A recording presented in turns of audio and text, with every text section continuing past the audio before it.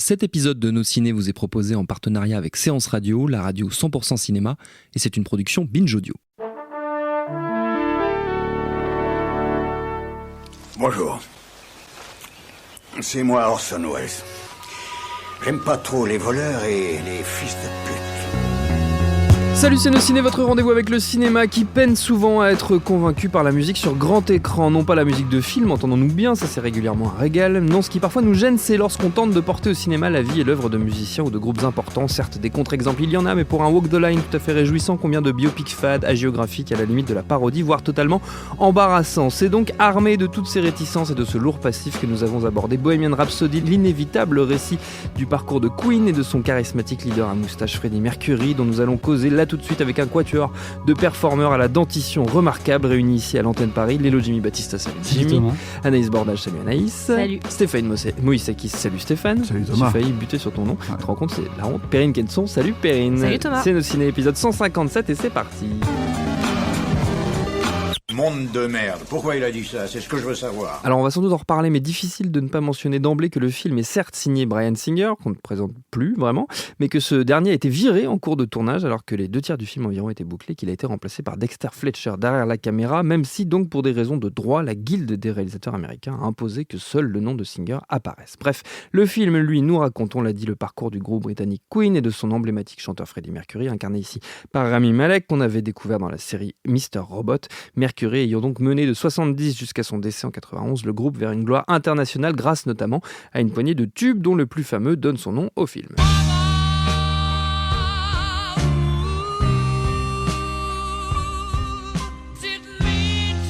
Et outre Malek, au casting, on trouve également Lucy Boynton, Gwyneth Lee, Ben Hardy, Joseph Mazzello, je sais pas qui sont ces gens, ou encore Aidan Gillen de Game of Thrones et The Wire, lui je le connais, ça va. Votre avis sur ce Bohemian Rhapsody, les amis? Jimmy, tiens, tu vas commencer. Déjà, comme tu disais, pas. effectivement, un biopic musique, enfin rock même en l'occurrence, c'est toujours un problème. C'est souvent Parce gênant. qu'il y a plus de cas, enfin, on serait plus facile de numérer les cas qui sont réussis, qui sont très peu nombreux. Oui.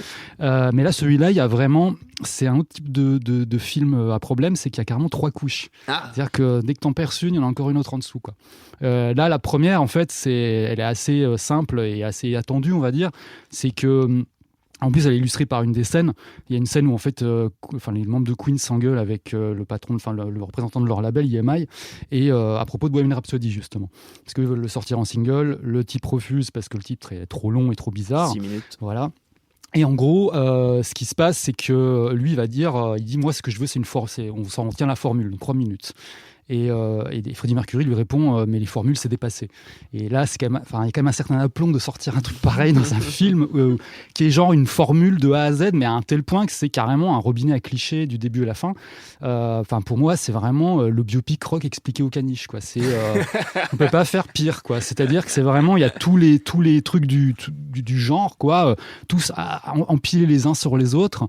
Et puis surtout, le vrai souci, c'est que ça suit l'itinéraire d'un groupe, donc Queen, qui a vraiment pas une histoire très intéressante. C'est-à-dire un point intéressant, c'est Freddie Mercury, je vais revenir dessus, mais en fait, c'est un groupe, en plus comme elle est présentée là, c'est vraiment mode Wikipédia, c'est-à-dire chaque événement se suit les uns après les autres. Il n'y a jamais de problème en fait. C'est-à-dire que dès qu'il y a un problème, c'est résolu en 2 secondes.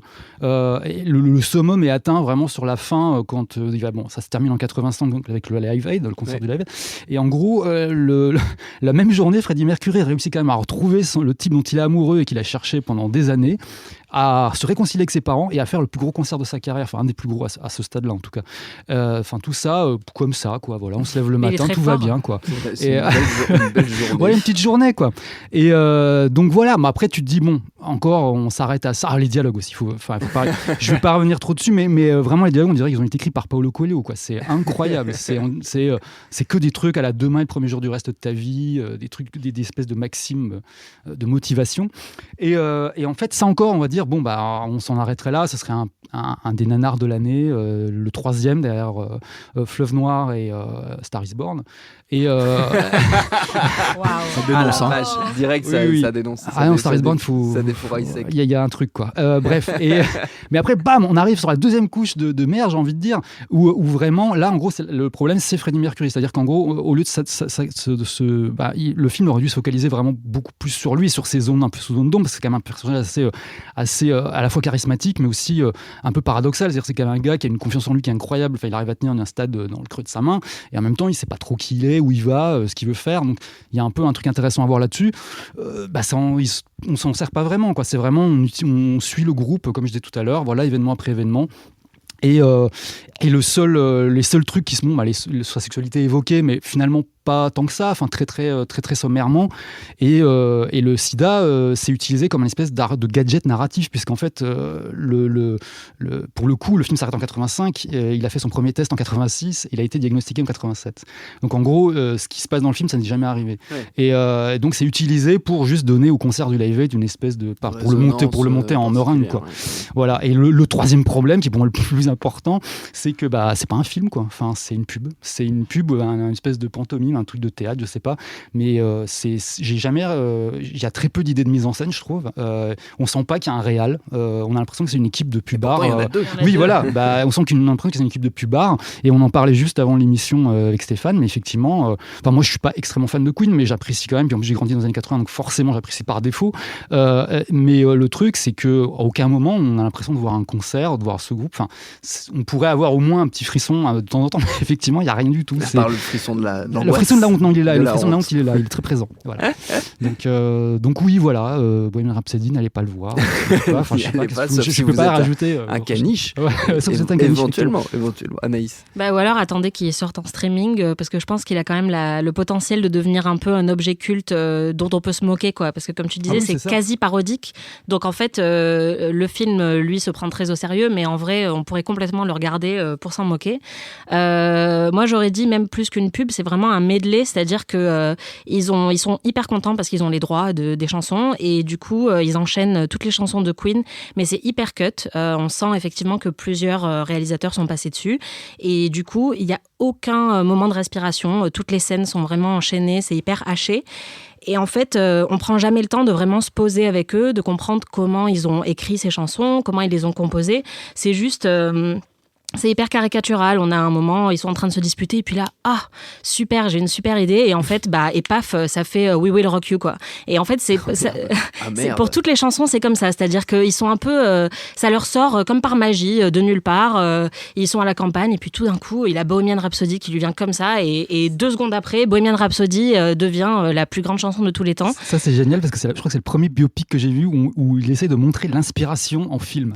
Et c'est complètement nul. Et c'est hyper raté, quoi. Regardez. Et alors vraiment, comme tu disais, il n'y a aucun choix de mise en scène. Et ce qui est horrible, c'est qu'au lieu de nous montrer... Je trouve que Rami Malek, dans les scènes de concert, s'en sort plutôt bien. Il a pas mal de charisme.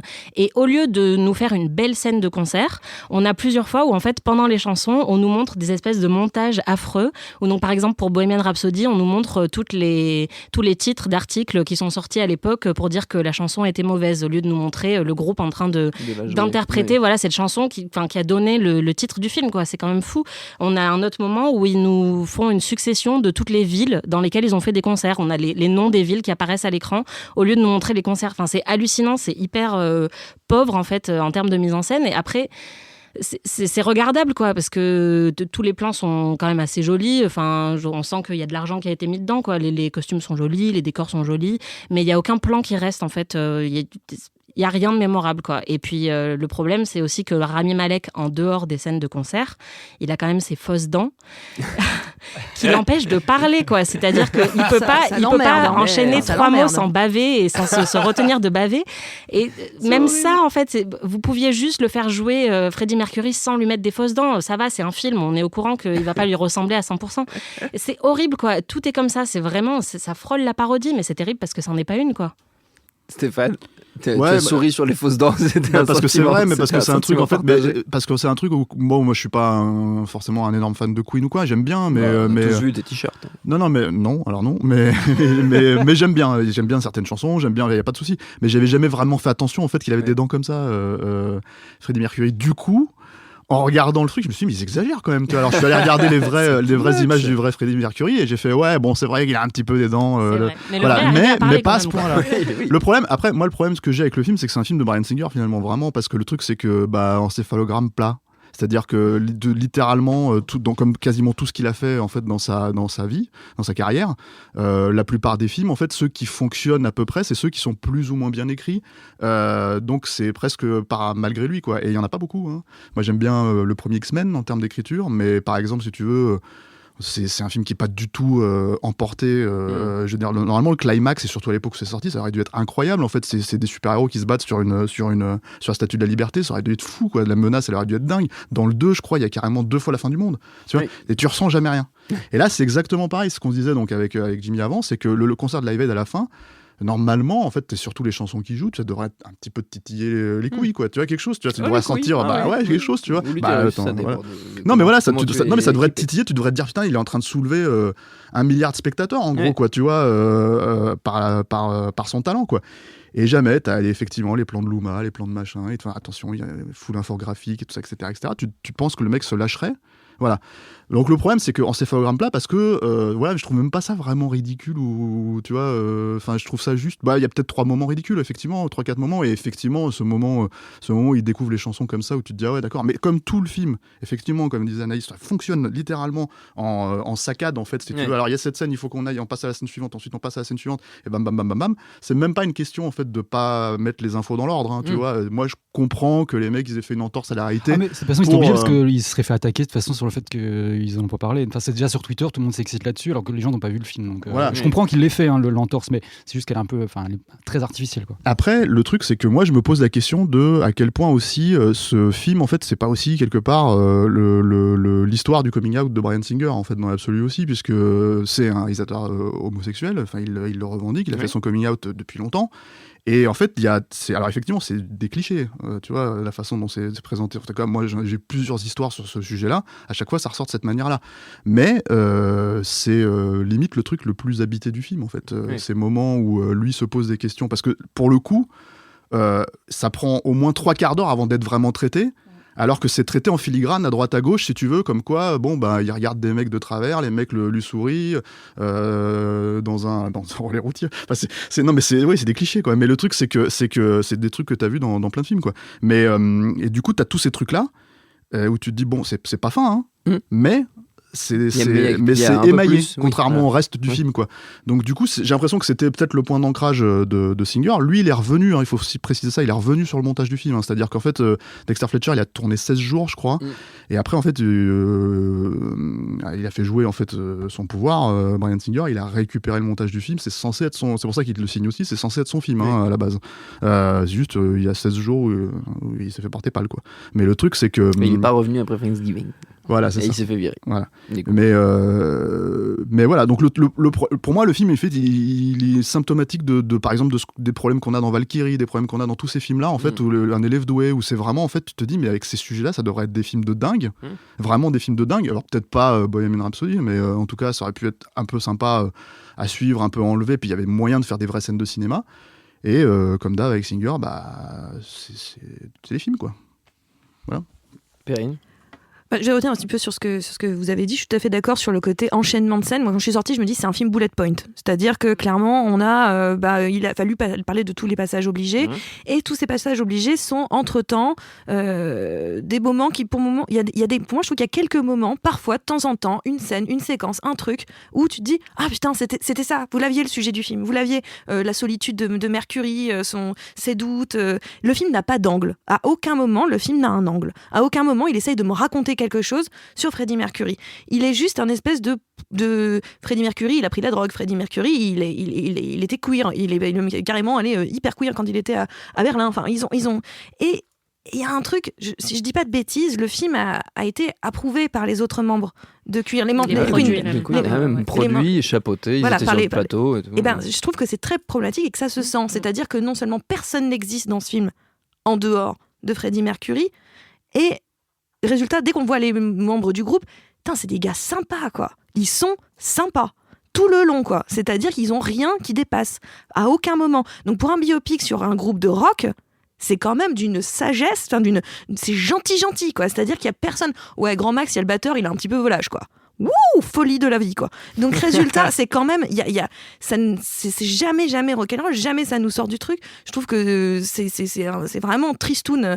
Après, moi, je trouve que Rami Malek, pour le coup, ok, ses fausses dents, elles sont super gênantes et que il est très emmerdé par ce truc-là. Et le pauvre, je souffre pour lui à chaque fois. Je me dis, il va avoir des problèmes de daft. Enfin bon, vraiment, je m'inquiétais.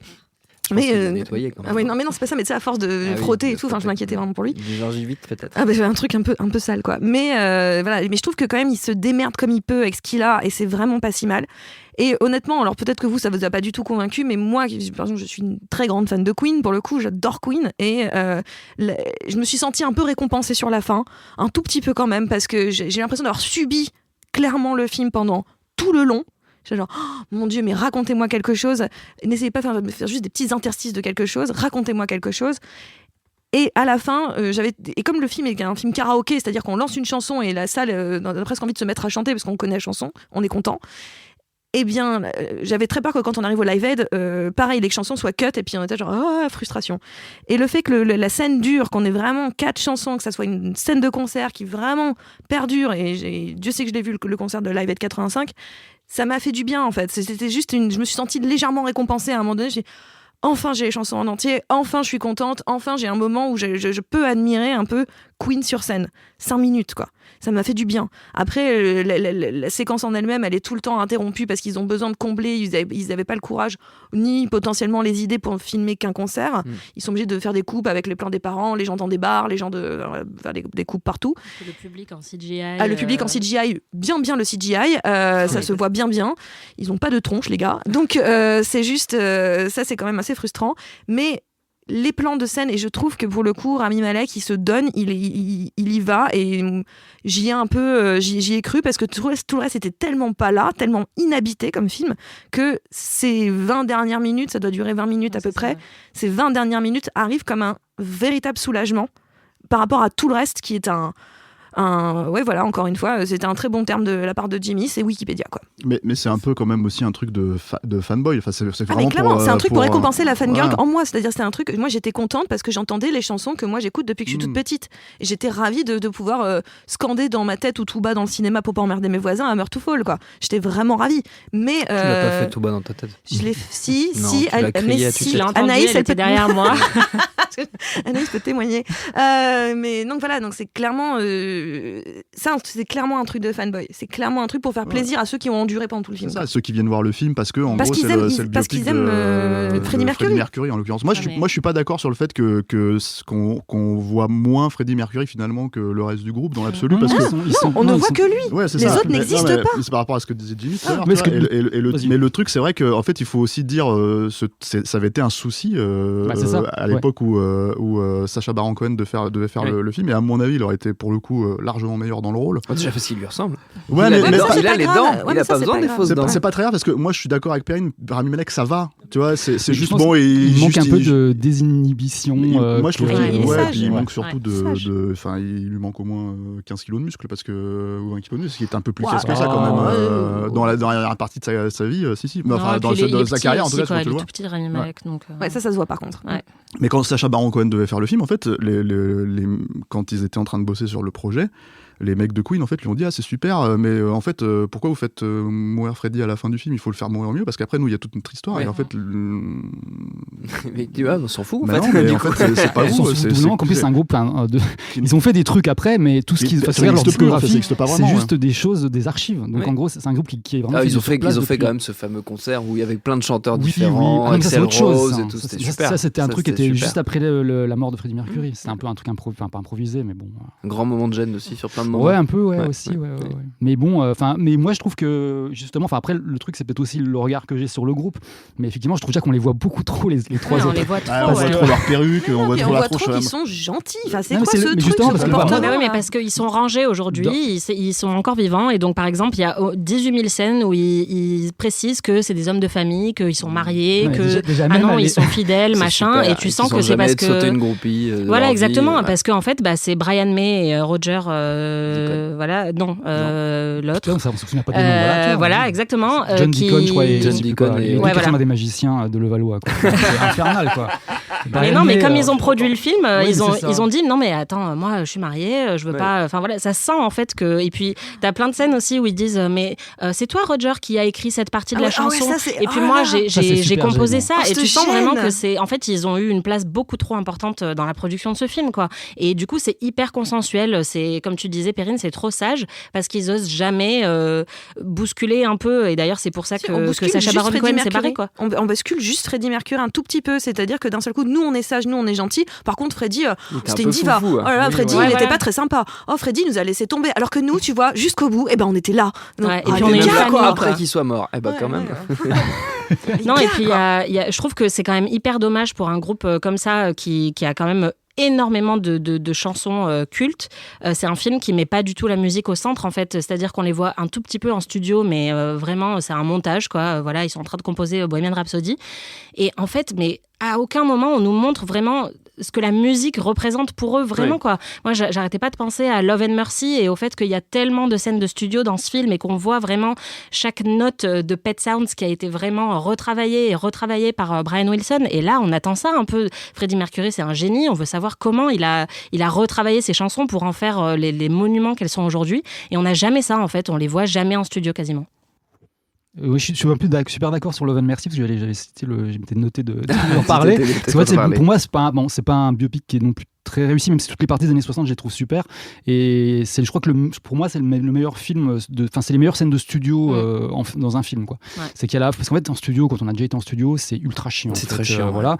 Le problème, c'est que si tu veux arriver à faire un truc qui soit à la fois proche de la réalité et qui passe dans un film sans trop t'emmerder, il faut faire un truc dans Love and Mercy, c'est-à-dire vraiment à la fois c'est vraiment ce qui se passe dans le studio, mais en même temps c'est ultra mise en scène de manière un peu fantaisiste aussi, et en plus ça aide à expliquer aussi aux gens comment ça se passe et comment on peut faire un morceau comme Good Vibrations ou les morceaux de Pet Sounds. Ça montre l'obsession du musicien, quoi, qui refait jouer les 3 notes de violoncelle à la fin de Good Vibrations, mais encore et encore et encore et encore, et du coup ça on le ressent pas du tout dans Bohemian Rhapsody, quoi. Si, Galiléo, 400 fois. Voilà, Galileo, 400 fois. En plus, c'est dans un passage qui est limite bénil, quoi. C'est genre les plaques du machin tombent, tout le monde s'écroule par terre en rigolant. Enfin, mais de toute façon, il aurait pas fallu faire un film sur Queen. Il aurait dû faire un film sur Freddie Mercury. Parce que les 3 autres. Fallait l'anglais, ce film. Il a pas d'angle. Même sur sa famille, on comprend pas ce qu'elle fait là. En fait, il y a 3 scènes au début et à la fin, voilà, un peu pour boucler la boucle, quoi. C'est bon, ça y est, son père à la fin, l'accepte. je les avais complètement oubliés. Moi, j'étais genre, ah oui, c'est vrai, il était en colère, l'autre. J'avais complètement oublié. Enfin, scandale. Ça va, Stéphane? Ça va, ouais, non, mais c'est vrai, tout ça c'est vrai, et puis en même temps, je te dis, le film il est complètement. Enfin, pour moi, je crois que je l'ai vu un peu avant vous, j'ai vu 2-3 semaines, donc c'est ça, c'est que tu l'oublies. Mais moi, je serais incapable de te raconter une scène de Valkyrie. Je serais incapable de te raconter une scène de, je sais pas moi, un élève doué, je me rappelle pas, en fait. Même les scènes où je me dis, ah putain, c'est censé être dérangeant là. Genre, je crois qu'il y a un rêve, si je me souviens bien, dans un élève doué, il y avait un rêve dans une chambre à gaz, tu vois. Tu vois, je sais même plus ce qui se passe, tu vois, c'est des trucs, c'est ça le problème pour moi que j'ai avec Bryan Singer.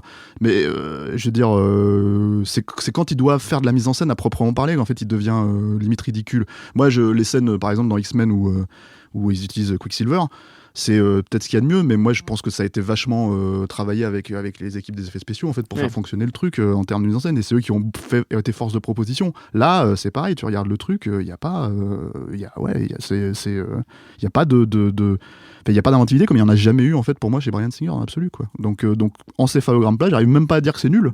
Je dis juste tu vois, effectivement si vous êtes fan de Queen, peut-être que la fin ça va vous faire kiffer, ou alors tu vois, oui il joue bien, ou lui tu vois, mais c'est, tu vois, c'est Bryan Singer. C'est tout à fait acceptable. C'est acceptable. Ça existe. Tu voulais dire quelque chose? Oui, juste une dernière chose, c'est que je me demandais quelle était vraiment la part de travail de Dexter Fletcher dessus, quelles sont les scènes qu'il a fait, parce que maintenant je me pose la question du film sur Elton John qu'il doit faire en fait. Rocketman, donc avec Taron Egerton. Sur quelqu'un qui n'est pas mort. Voilà, et Taron Egerton qui chante. Donc non mais voilà, je me demande, comme c'est Dexter Fletcher qui est à la tête de ça, quel est vraiment son rôle et son travail travail sur Bohemian Rhapsody parce que je suis inquiète pour Rocketman. Après, je crois qu'il était un peu réticent même sur ce film parce qu'en fait, à la base, il devait venir le réaliser, puis il est parti, puis il est revenu quand ils ont viré Bryan Singer. Donc peut-être qu'il est aussi revenu, mais déjà dégoûté de la vie. Donc on ne sait pas très bien. Peut-être que Rocketman sera mieux parce qu'il sera un peu plus content d'y être là. Enfin, je sais pas. Techniquement, quand tu débarques en fait sur un film qui est déjà en prod, où tu as déjà un acteur qui a quand même un fonctionnement à lui, tu vois, puisqu'apparemment le clash c'était entre Singer aussi et Malek. Et les acteurs. Tous les acteurs, ça s'est passé très très mal entre Singer et les autres acteurs. Et le truc, c'est que quand tu débarques là-dedans, en fait, tu es obligé de rentrer au chausse-pied en fait dans le truc, donc je pense que sa marge de manœuvre elle est extrêmement limitée. Je pense que ça revient à diriger les acteurs justement pour le coup dans ce fonctionnement là, et je pense que tu peux pas vraiment enfin moi je vois pas comment il pourrait être vraiment à blâmer sur un truc comme ça. Je crois que même que le studio à un moment donné a pensé à Ridley Scott, tu vois, ce qui aurait été drôle parce qu'en fait si on savait que Ridley Scott avait re-shooté, parce que c'était je crois il devait encore, c'était juste après les reshoots de son dernier film là où ils ont viré Kevin Spacey, t'imagines si en fait il avait repris le truc comme ça, et c'est-à-dire qu'en fait là on aurait eu un réalisateur qui a quand même une patte visuelle très spécifique, qui aurait dû littéralement se fondre dans le non-style en fait dans le non-style de Bryan Singer, quoi. Donc le truc c'est que là on aurait pour le coup une vraie preuve. Dexter Fletcher, moi je crois qu'il a fait un film avant. D'ailleurs, il me semble avec Taron. Oui, il avait fait un truc avec Hugh Jackman. Voilà. J'ai pas vu ces trucs-là, donc ouais, mais bon. Gentil. J'ai pas l'impression que ce soit un mec en fait dont on puisse reconnaître le style tout de suite encore là maintenant. Pas encore. Voilà. Ça viendra avec Rocketman, peut-être. On verra, on en parlera. Avant de se quitter, chers amis, on ne boude pas les vieilles traditions de cette émission millénaire, à savoir les recommandations. Comme toujours, vous êtes libre de vous éloigner de l'univers des biopics musicaux. Vous faites comme vous voulez, Jimmy. Je vais en faire 3 en fait, mais je vais faire super vite. C'est bon. Mais prends ton temps. On est entre nous, le premier, c'est en fait, vu que la structure est quasi identique, c'est le roman d'Elvis de John Carpenter. Déjà, c'est un film de John Carpenter que peu de gens connaissent. C'est un téléfilm. C'est un téléfilm, effectivement. C'est sorti en 79, qui dure 3 heures.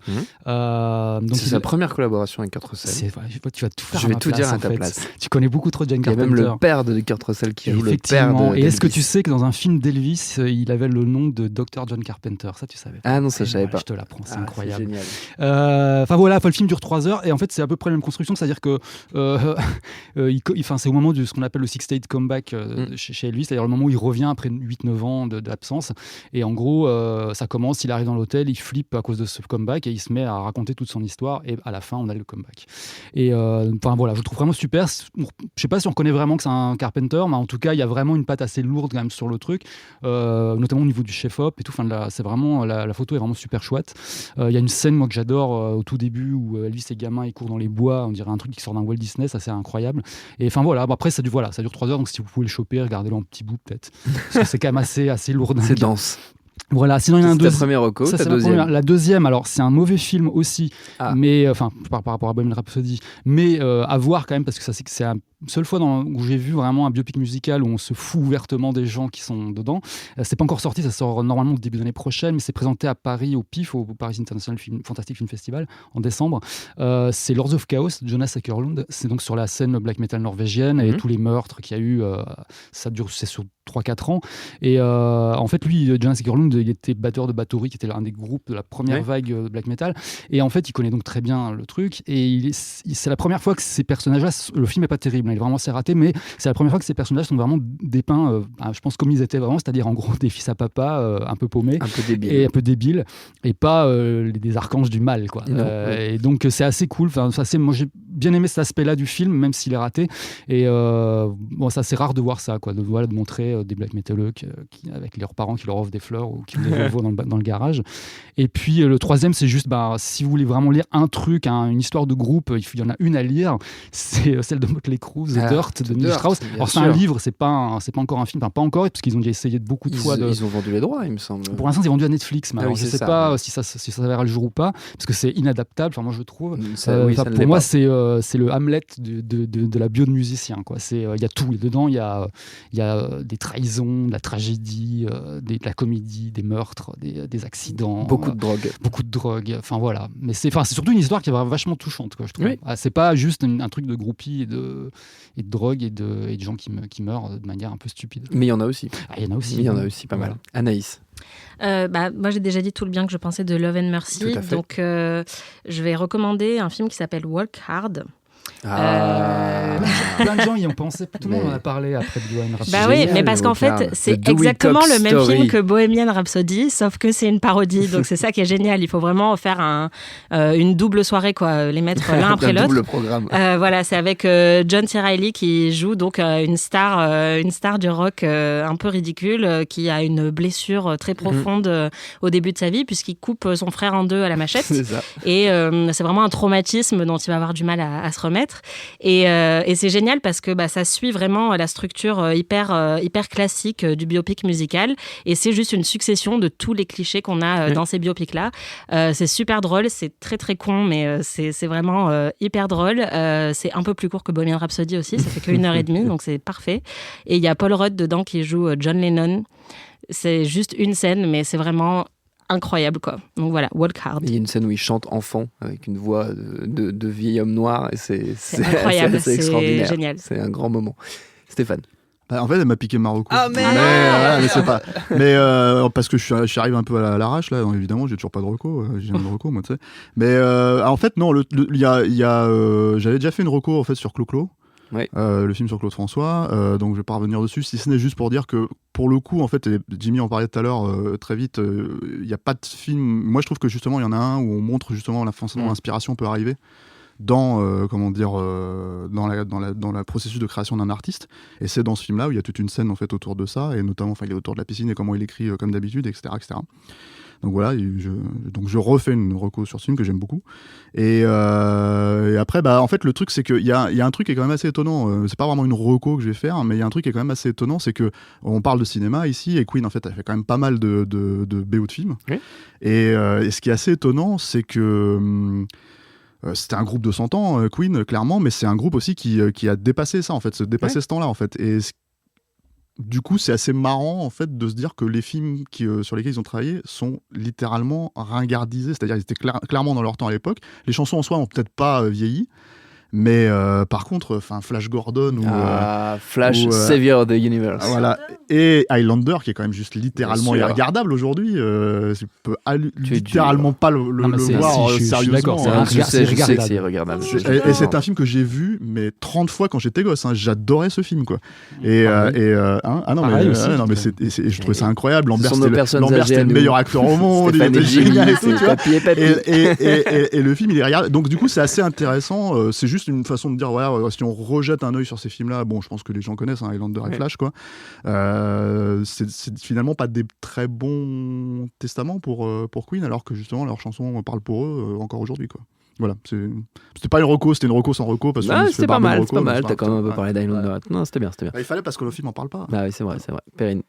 Oui, non, moi je suis plus sur. Attendez, parce que je me suis paumée entre temps, j'étais partie sur Highlander dans ma tête. Donc, non, moi, un film. C'est ta reco ? Non, pas du tout. C'est le chaise musicale de la reco, tu vois. Non, pas du tout. Non, c'était. Je parlais tout à l'heure que ce que je reproche principalement, en tout cas, à Bohemian Rhapsody, c'est de ne pas être anglais, de ne pas choisir un vrai angle. Et c'est pour ça que j'aime bien un film. Un accent aigu, c'est ça ? Oui, c'est ça, ouais. Ou anglais AIS. C'est ça, les deux. C'est que j'ai pensé à un autre film, justement, sur un anglais, c'est Control, sur Ian Curtis, donc sur le groupe Joy Division, mais et qui est beaucoup plus, pour le coup, anglais sur donc le personnage de Ian Curtis. On est vraiment beaucoup plus sur lui. On a un angle, un point de vue sur ce bonhomme, et il y a une recherche esthétique de la part d'Anton Corbijn, c'est-à-dire quand même l'idée du film en noir et blanc avec une vraie recherche déjà sur ce noir et blanc, et il pense en termes de mise en scène, clairement. Enfin, il est plus photographe aussi dans sa manière de voir les choses, donc il y a vraiment une façon d'aborder le film, une façon d'aborder ce personnage qu'est Ian Curtis, d'aborder Joy Division à travers Ian Curtis, donc sans jamais tomber dans derrière, essayer de continuer New Order, etc. On reste vraiment dans une période délimitée dans le temps, et on n'est pas encore une fois dans le bullet point, on n'est pas en train de raconter toutes les étapes de Joy Division.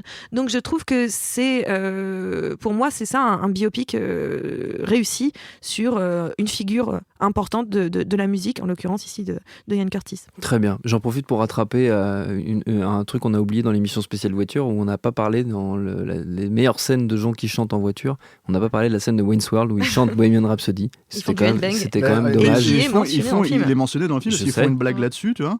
alors qu'ils auraient très bien pu aller chercher Christophe Lambert pour qu'il joue son rôle de 30 ans avant, tu vois, ça aurait été formidable avec une moumoute et tout. Et c'est ça qu'ils auraient dû vraiment faire s'ils voulaient faire du métal. Ça aurait été très très bon. Ça vraiment, ça manquera ce film. Notre temps est écoulé. Merci à tous les 4. Merci à Jules à la technique. Merci à l'antenne pareil pour l'accueil. Rendez-vous sur binge.audio, le site de notre réseau de podcast Binge Audio pour retrouver toutes nos émissions, le programme des prochaines, les dates d'enregistrement en public si vous voulez venir nous voir. Et puis en attendant, on vous dit à très vite. Binge. Et tout de suite, un message de notre partenaire Séance Radio. J'adore mon boulot. Vous êtes la crème de l'aristocratie française. Vous avez compris ce que je vous ai dit? Oui, cancer du poumon, inopérable. Next épisode, c'est le nouveau rendez-vous 100% série de Séance Radio avec Charline Roux et son équipe. On ferait mieux de rebrousser chemin, les gars. J'ai fait du mal.